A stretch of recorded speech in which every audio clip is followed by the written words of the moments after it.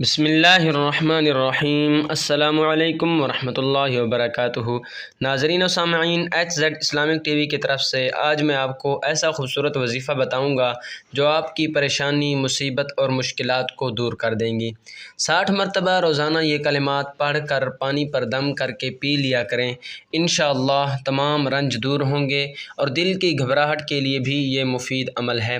روزانہ کی کم از کم تسبیح 300 بار ہے۔ روزانہ یعنی 300 مرتبہ پڑھیں، جس پر ٹوٹل 7 یا 8 منٹ لگتے ہیں۔ اپنے غم اللہ کے حوالے کر کے خود بے غم ہو جائیں۔ وہ کلمات میں آپ کو سکھاتا ہوں، آپ ان کو یاد کر لیجئے، پھر اس ویڈیو کو ثواب کی نیت سے آگے ضرور شیئر کیجیے گا۔